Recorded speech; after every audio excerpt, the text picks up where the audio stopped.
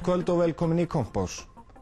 Nú þegar þjóðinni ógnað með þjóðargjaldþroti brýnt að horfa öxl og reyna að svara spurningunni hvað fór úrskeiðis. Í Kompási í kvöld byrjum við að leita svara og vekja upp nýjar spurningar. Var útrásin sjónarspil fámenns hóps, spilaborg sem hefur hrunið, jafnvel þó erlent fárviðri í fjármálaheiminum hefði ekki dunið yfir.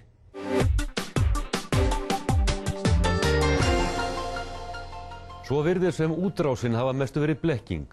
Flutningur á stórfelldum verðmætum frá Íslandi yfir á erlendar kennitölur. Íslenskar eignir hafa verið færðar til Lúxemborgar og Hollands eða á smá eyjar í Karíbahafi sem eru alræmt skattaskjól og leikvellir skuggalegra peningaafla.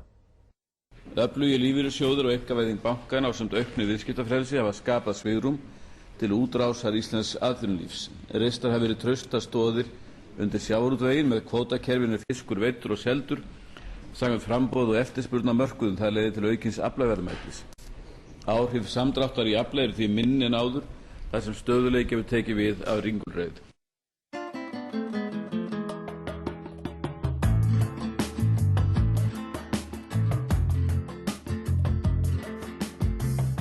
Það fátt sem minnir á Ísland á eyjunni Tortóla sem ein bresku jómfrúareyjanna í Karíbahafi. Í litlum bæ á eyjunni á þó verið skráð fyrirtæki í íslenskri eigu. Þau eiga svo aftur og stýra fjölda félag í Lúxemborg. Þau félög eiga svo drjúgan hluta af íslenskum fyrirtækjum. Fyrrverandi ríkisskattstjóri telur að íslenska útrásin hafi verið hálfgerð blekking. Þetta hafi heldur verið hringrás og tilfærsla á íslenskum verðmætum í erlend eignarhaldsfélög sem ekkert borga til íslenska samfélagsins. Breytingar á síðustu árum hafa verið mjög takmarkaðar við fáein lönd, þar að segja við Lúxemborg, Holland og svo kalluð aflandssvæði. Þar hefur bæði innlenda eignin aukist og erlend eignar aðeins frá þessu löndum aukist. Og mín ályktun svo að þarna sé þessuna kannski ekki útrás og innrás að ræða heldur hringrás. Þannig að séu raun og veru sama féð, sömu aðilarnir sem séu að dæla fénu bæði frá landinu og síðan tilbaka, sem hefur náttúrulega heilmiklar afleiðingar. Fjárfestingar Íslendinga erlendis hafa rokið upp á síðustu 4 árum og farið við 500 milljarða króna. En Indriði komst að því að íslenska útrásin var ekki alveg hrein. Á sama tíma stórjókst nefnilega útlensk eign á Íslandi í grunsamlega svipari línu.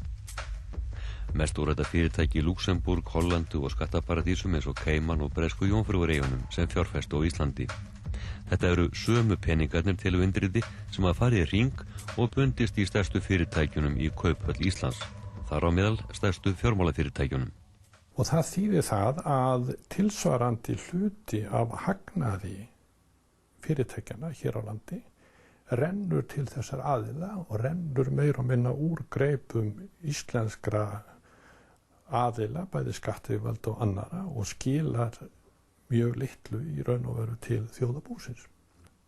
Hagurinn og hagnaðurinn hefur fyrst og fremst náttúrulega lent hjá eigendum þessa fjármagns sem þarna var að ræða, og ef að þeir koma sér fyrir í erlendu skjóli með einhverjum hætti, að þá rennur það þangað en ekki til Íslands. Þetta eru örugglega stórar fjárhæðir ef menn gerðu til dæmis tækju saman arðgreiðslur stórfyrirtækjanna, sérstaklega kannski bankana á síðustu árum eða frá því að þeir voru einkavæddir. Einkavæðing ríkisfyrirtækja hefur án nokkurs vafa mjög styrkt íslenskt efnahagslíf. Þar skiptir mestu einkavæðing ríkisbankana, en íslenskir bankar hafa leikið lykilhlutverk í útrás íslenskra fyrirtækja á erlenda markaði. Það eiginlega grátbróslegt á sama tíma og rekin var hér skattastefna sem átti að hagnast fyrirtækjum með því að lækka skatta á fjármagn og fyrirtæki, fluttum menn íslensk verðmæti í unnvörpum til útlanda. Íslenskur virðisauki flæddi því úr landi. Stærri hluti af honum heldur en áður var og stærri hluti en ég tel verið eðlilegt og stærri hluti heldur en, hvað má segja, flestar okkar grannþjóðir stefna að eða hafa keppikefli. Íslenskur auður hefur streymt til eignarhaldsfélaga, holding fyrirtækja sem skráður í Lúxemborg og Hollandi. Þetta eru fyrirtæki í eigu Íslendinga en borga ekki eftir íslensks samfélags. En þessi eignarhaldsfélög teygja mörg anga sín á myrkari staði til eftirlitslausra leyndar skjóla eins og bresku Jómfrúareyjanna þar sem engar upplýsingar þarf að gefa.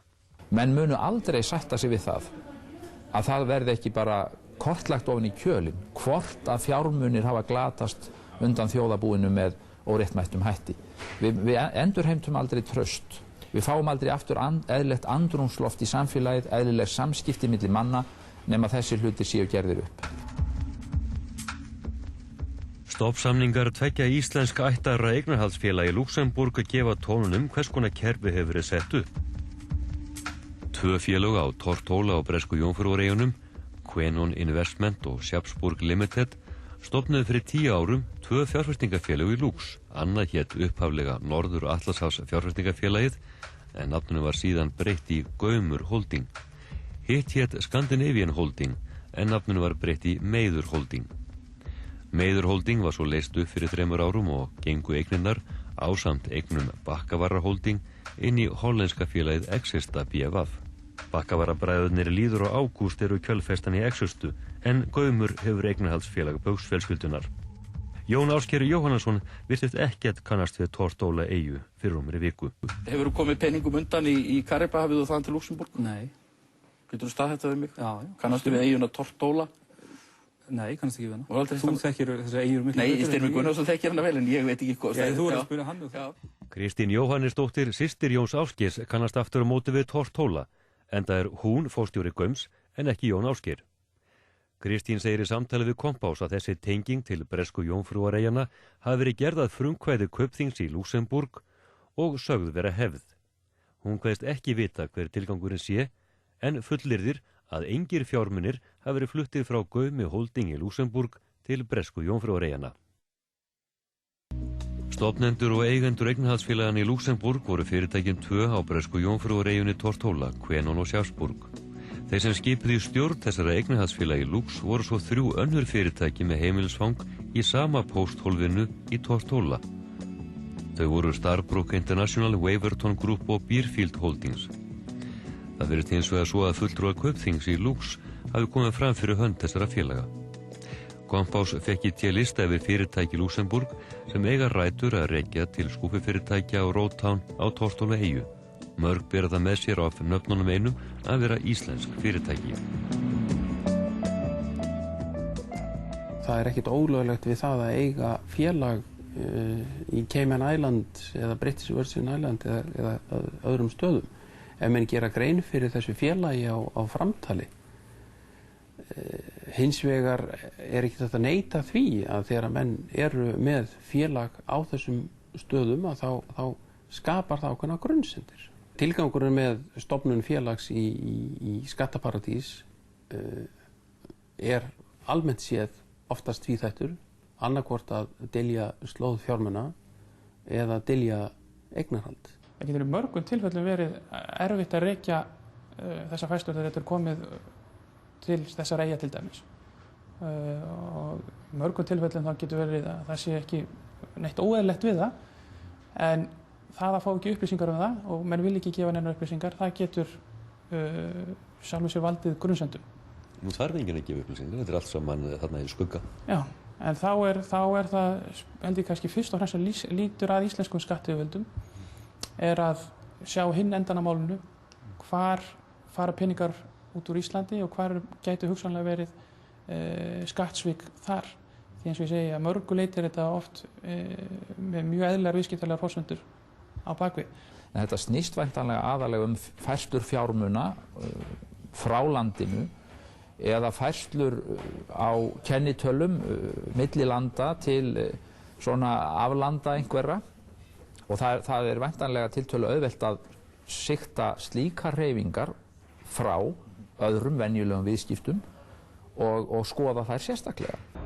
Útrás íslenskra fjármálafyrirtækja er fyllilega í samræmi við stefnu stjórnvalda og það er mjög ánægjulegt að þessi útrás, þar eru Íslendingar ekki bara hlutlausir þáttakendur á alþjóðlegum fjármagnsmarkaði, heldur virkir þáttakendur. Það er búið að leggja ómikla áherslu að mínum mati á það að alþjóðleg viðskipti og það að vera með félög erlendis séu skattsvik, undirliggjandi hvata því sé fyrst og fremst skattsvik. Og það held ég að sé það sem hefur gert þessa umræðu alla svo erfiða. Því það alls ekki svo. En það óumdeilanlega þannig að menn falla í þá gryfju að misnota slíka aðstöðu. Og það þarf að kortleggja fyrst og fremst hvernig það gert, með hvað hægt og hvað maður geta gert raunhæft í þeim málum.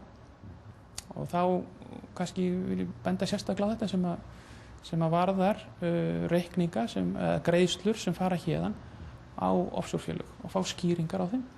Þetta hefur rauninni verið opinbert leyndarmál að ef þú þarft að koma peningum í lóga þá flytur það á erlendan bankareikning, þú gerir ekki grein fyrir þeim á þínu framtali, færið kreditkort og eyðir þeim þannig. Og núna erum við komið með verkfæri í hendur til þess að stemma stigu við þetta. Og það nýlega genginn dómur hér á landi þar sem ríkisskattstjóri fær þessar upplýsingar. Þær voru ekki auðsóttar. En eftir að búið að afla þessar upplýsingar þá virkusti hægt að kortleggja það betur með hvaða hætti þetta Stór hluti tilflutningsins hefur verið í erlend fjárfestingafélög. Stærsti hlutin af þessu eru fjárfestingafyrirtækja. Hitt bara smáræði. Og það svo stóru tölur. Fjárfestingar í bönkunum. Þetta nánast allt verið gegnum hollensk einkahlutafélög. Samþykkt íslensku skattyfirvöldum í sjálfu sér með greiðslur á milli landana. Samþykkt í Hollandi af hollensku skattyfirvöldum skattleysi þar. Þetta þessi fjárfestingafélög sem að kaupa hlutabréf, sérstaklega í skráðum félögum eða öðrum verðmætum hlutabréfum. Og fyrst og fremst skattalegar ástæður, undanþága skatti á arði og söluhagnaði. Það hefur lengi verið af skattaaðilum eða skattyfirvöldum í þeirri merkingu verið talið nauðsynlegt að setja hér betri löggjöf, meðal annars svokallað CFC-löggjöf sem ákveðin hindrun í þessum efnum og öll ríki Vestur-Evrópu hafa annaðhvort sett eða betrumbætt á síðustu árum nema Ísland þar sem að það hefur ekki verið talið þörf á að gera slíkt. Þetta ein af þeim tillögum sem að svokölluð skattsvikanefnd sem að skilaði skýrslu 2004 lagði til og hafði reyndar bæði fyrr og síðan verið ítrekuð en aldrei fengið neinar undirtektir. Ég verð bara að játa mér alls ekki ljóst hvaða rök standa þar að baki. Eins og veislustjórinn sagði þá veitt svo vel hér að það ekki hægt að klappa, þannig við verðum að hrópa húrra fyrir þessum mönnum. Þeir lengi lifi, húrra, húrra, húrra, húrra. Íslenskir stjórnmálamenn og forseti lýðveldisins dönsuðu með útrásarvíkingunum og mærðu þá í hástert í ræðu og riti. Árangurinn sýnir svo ekki verður vilst að þar var svo sannarlega ekki byggt á sandi. Þetta var talið undur og ævintýri byggt á áræðni, hyggjuvitu og dugnaði íslensku þjóðastolti. Og á þessu sviði erum við Íslendingar einfaldlega sérfræðingar. The small countries now face no limitations. Það kemur eiginlega óallumis í þessu fyrirtæki hvaða íslenskt. Íslensku útrásarvíkingarnir fóru víða heim og gerðu strandtök. Þeir kom ekki síst hingað til Bretlands, þar sem að Gordon Brown ræði ríkjum hér í Downing-stræti. En það endaði með því að forsætisráðherrann breski varð bálur reiður í garð þessara víkinga sem endur með því að haga sér ekki ósvipað víkingum fortíðar, að koma hingað til Bretlands og skilja eftir sig sviðna jörð. Breskir fjármálasérfræðingar á fjölmiðlum horfðu á undraverðan uppgang í útrásin á Bretlandseyjum og rendi ekki grun að hann kynni að vera á ótraustum grunni byggður. No, people never looked questionably at the Icelandic economy until very recently. In fact, people thought that the Icelandic companies, such as Bauer, had managed their affairs so well that they were able to kind of buy stakes all around the world and get huge influence on such a huge retail market such as the United Kingdom here. So there was never any question about the health of the Icelandic economy. Some might say that the British authorities, the Financial Services Authority, the Treasury here in the United Kingdom, should have looked closely at some of the detail. For example, we have a phrase here that said, if it's too good to be true, then it possibly is too good to be true. So IceSave, for example, were offering very, very attractive rates for savers, and a lot of councils and authorities and police authorities saved their extra money with IceSave because the rate was way above the average market. Some people could have said, why are they offering so much and can they afford it? Well, it turned out to be that they were very clever with their money. They borrowed in low interest rate environments such as the Eurozone, and they were able to take it back to a high interest rate environment like Iceland and make money with that and use that money to invest overseas. The so-called carry trades then developed to be a problem.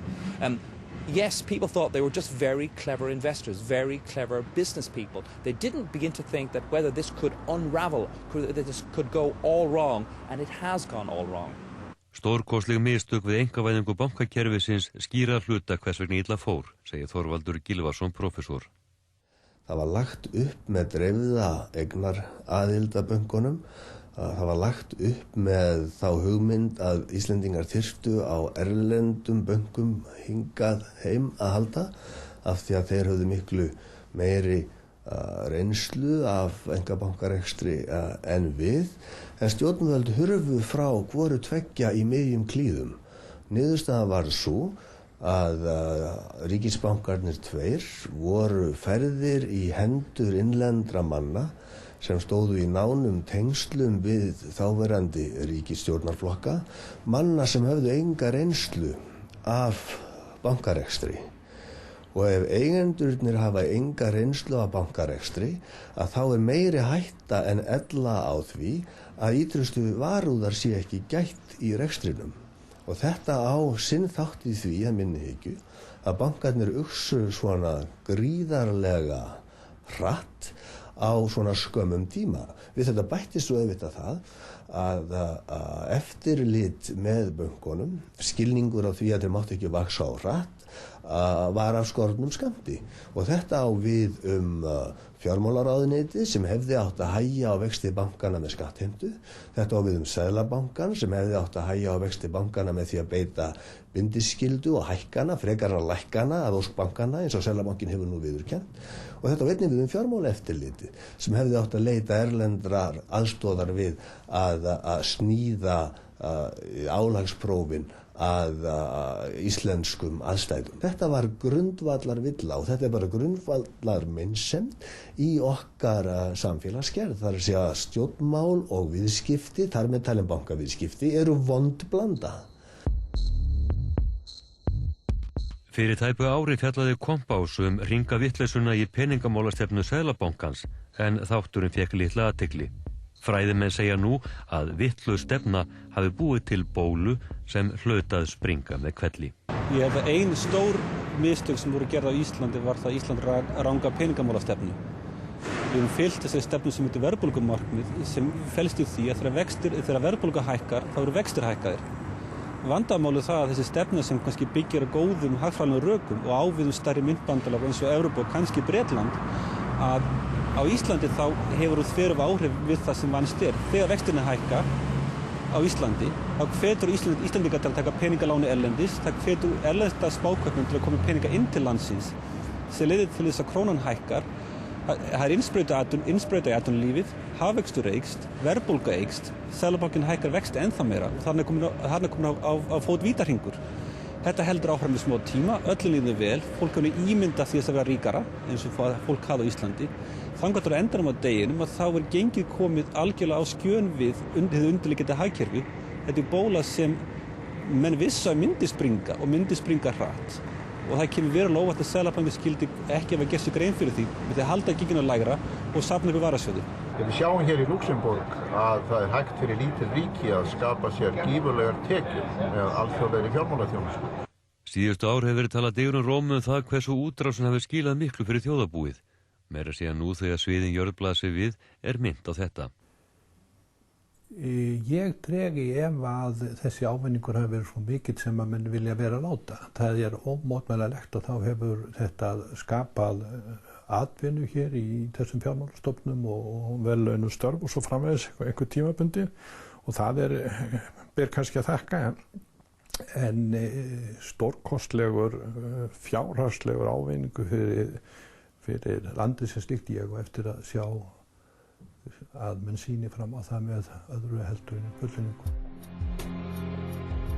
Stjórnmálamenn eru þegar farnir að tala að sækja eignir til útlanda en Indriði telur það hæpið.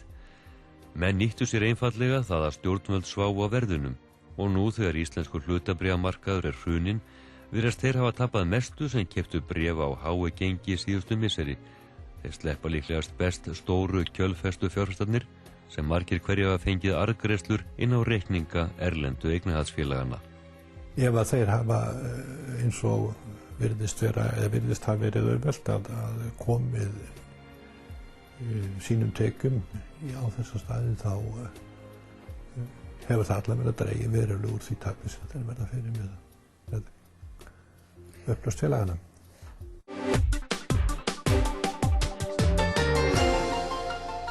Hér á eftir fámennur hópur sem hélt á sjálfu fjörauki þjóðarinnar.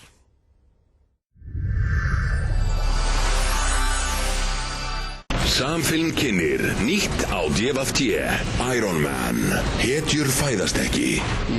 I can fly. Þær eru byggðar. Iron Man kominn á DFT. Ódýrt í Hagkaup. Herra jakkaföt 9.999 krónur, herra skyrta og bindi 1999 krónur, barna náttföt 1499 krónur. Hagkaup, ein ferð, betra verð.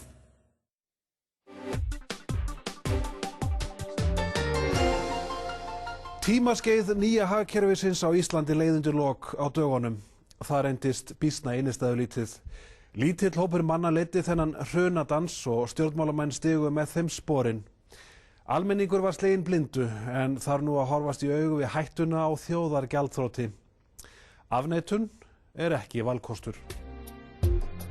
Það vantaði ekki glauminn og gleðina í veisluna á meðan hún stóð sem hæst. Stórstjörnur skemmtu gestum í veislum í útlöndum og kampavínið flóði.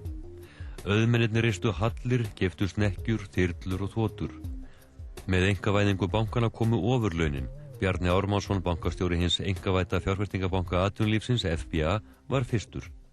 Síðan springur þetta út með ýmsum hætti og ég held þetta nái hæstu hæðum á síðasta ári þegar Hreiðar Már Sigurðsson og Sigurður Einarsson eru með 720 milljónir hvor í laun og árangur af kaupréttarsamningum.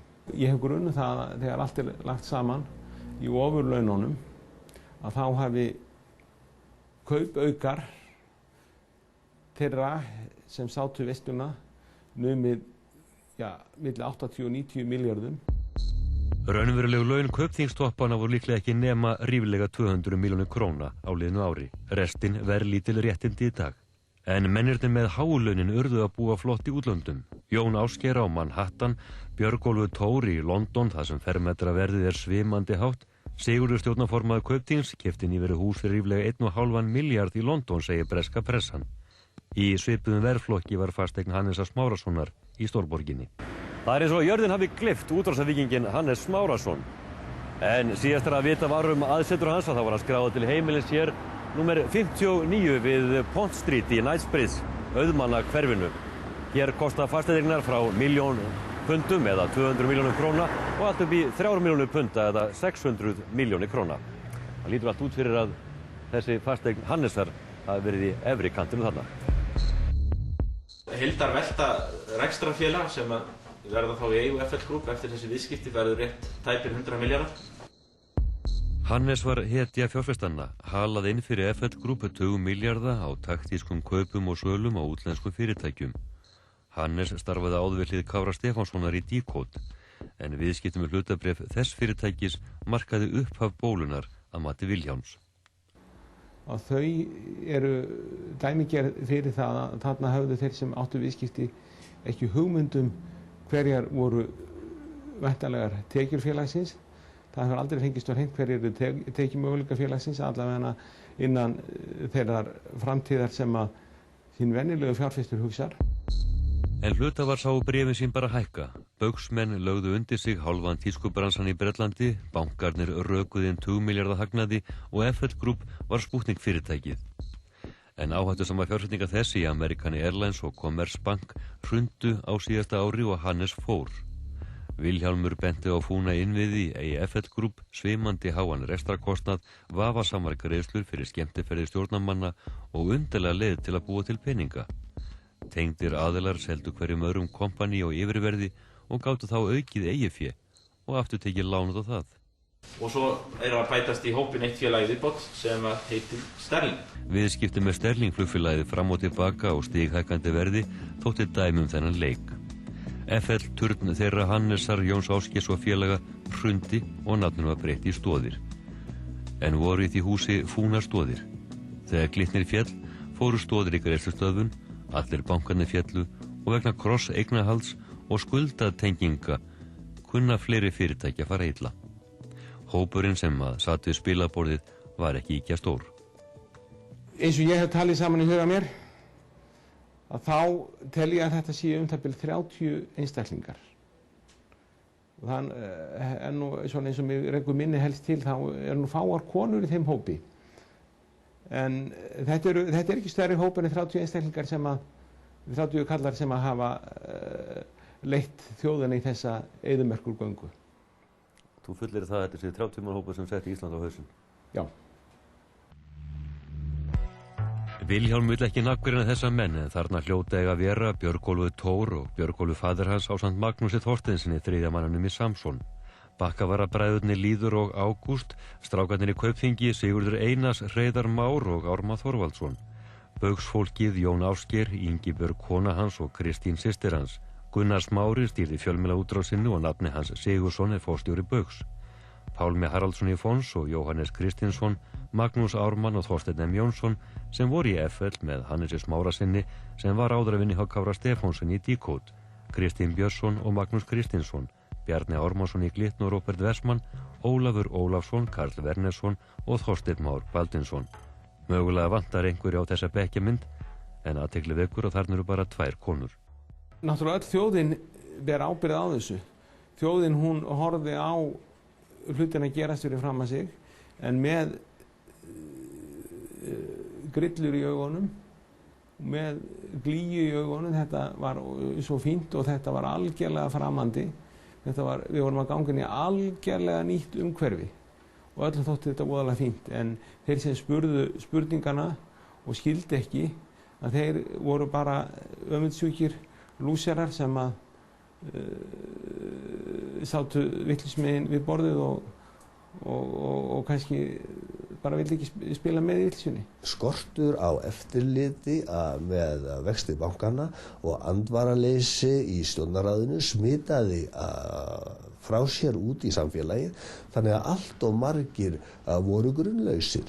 Allt of margir héldu að gengi gæti haldið svona hátt að þótt augljóst væri, og margir menn, ég og aðrir hér innanlands og margir útlendingar vöruðu mjög við því að gengi væri of hátt og hlyti að falla. Stjórnvöld bera að miklu leyti ábyrgð á þessu andvaraleysi. Þau hefðu átt að vara almenning við og þau hefðu átt að enduróma og taka undir aðvaranir þeirra sem stóðu utan virkisveggjana og vöruðu við, í stað þess að andmæla þeim og útrópa þá. Það skorti á gagnrýni í umfjöllun fjölmiðla viðskiptaævintýrið mikla. Fjölmiðlamenn voru jafnvel sakaðir að sitja við veisluborðið eða vera peð í refskák stjórnmála og viðskipta. En þó afleiðingar hrunsins séu ekki enn komnar að fullu fram, skeið á enda runnið. Það má segja það að þetta ferli sem við erum að fara í gegnum hafi hafist fyrir alvöru í viðskiptum með hlutabréf í Díkót og endað þegar tímasprengjan í FL Group stóðum sprakk fyrir það bil hálfu mánuði. Með þeim skelfilega afleiðingum sem við þekkjum í dag. Og við sjáum afleiðingarnir í dag. Þetta hefur hvergi gerst í nokkuru siðu samfélagi. Well, certainly Iceland wasn't on the radar for millions of people in this country until the last week, and I fear that their reputation has been damaged in the short term at least. We are talking about decades. It may not take decades, it may take years, but unfortunately the reputation in the eyes of ordinary citizens has been damaged.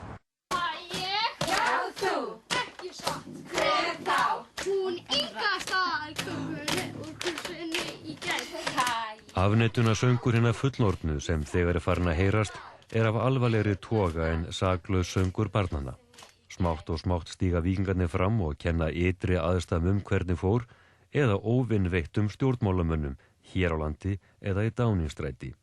Morgunblaðið tilvera Seðlabankar heims hafi skipulagt samsværi gegn Íslandi. Forsetinn kannast aðeins við að hafa farið og geist í að mæra víkingarna, en forsætisráðherra minnist ekki einu orði á innlenda ábyrgð. Ég þeirrar skoðunar að staða eins og sú sem við erum komin í hefði hæglega geta komið upp, jafnvel þótt ekkert hefði farið úrskeiðis úti í heimi. Íslenskt fjármálakerfi var fórnarlamb siðblindu, siðvillu og geðvillu og einhverju sem kalla má afneitun líka. Ef það hefði verið gripið í taumana jafnvel svo seint sem mitt sumar í samráði við Alþjóðagjaldeyrissjóðinn, þá hefði verið hægt að komast hjá því sem dundi á Íslandi. Þannig að vanrækslusynd stjórnvalda, og þá ég bæði við ríkisstjórnina og Seðlabankans, hún gríðarleg og hún gegnvænleg. Ríkisstjórnin ætti fyrir löngu að vera búin að víkja Seðlabankastjórninni frá, og úr því að hún reynist ekki af stjórnmálaástæðum hafa afl eða vilja til þess, þá á ríkisstjórnin tvímælalaust að víkja fyrir nýju fólki að minni hyggju.